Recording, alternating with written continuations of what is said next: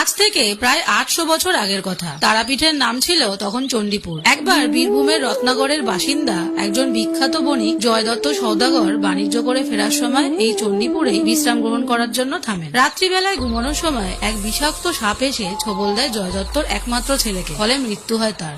আকস্মিকভাবে ঘটা ছেলের মৃত্যুতে শোকাহত হয়ে ছেলের মৃতদেহ নিয়ে সারা রাত জেগে বসে থাকেন তিনি। পরের দিন সকালে নৌকার মাঝিরা রান্না করার জন্য একটা শোল মাছ কেটে কাছেই থাকা একটা কুণ্ডের জলে ধুতে যায়। কিন্তু আশ্চর্যজনকভাবে যেই তারা ওই কুণ্ডের জলে শোল মাছের কাটা টুকরোগুলো দেয়, শোল মাছটা প্রাণ ফিরে পায় এবং জলে ফিরে যায়। এই দৃশ্যটি দেখে হতবাক হয়ে যান জয়দত্ত বণিক। সেই দিন রাতে মা তারা তার স্বপ্নে এসে বলেন, ওই জীবিত কুণ্ডের জল স্পর্শ করালেই প্রাণ ফিরে পাবে তোর ছেলে। মায়ের কথা মতো সে নিজের ছেলের মৃতদেহ নিয়ে তাড়াতাড়ি যায় সেই কুণ্ডের কাছে এবং সেই কুণ্ডের জল স্পর্শ করান ছেলের দেহে। সাথে সাথেই প্রাণ ফিরে পায় তার ছেলে। সেই দিন রাতে আবার মা তাকে স্বপ্ন দিয়ে বলেন, ওই স্থানে একটি শ্বেত শিমুল গাছের নিচে একটি শিলা বিগ্রহ আছে, তুই সেই শিলা বিগ্রহটার জন্য একটি মন্দির প্রতিষ্ঠা করে পুজো করা মায়। পরের দিন সকাল হলেই জয়দত্ত জঙ্গল থেকে সেই শিলা বিগ্রহটা খুঁজে বার করেন এবং কিছুদিন বাদে একটি ছোট মন্দিরও প্রতিষ্ঠা করেন সেখানে, সাথে ব্যবস্থা করে দেন দৈনন্দিন পুজোর।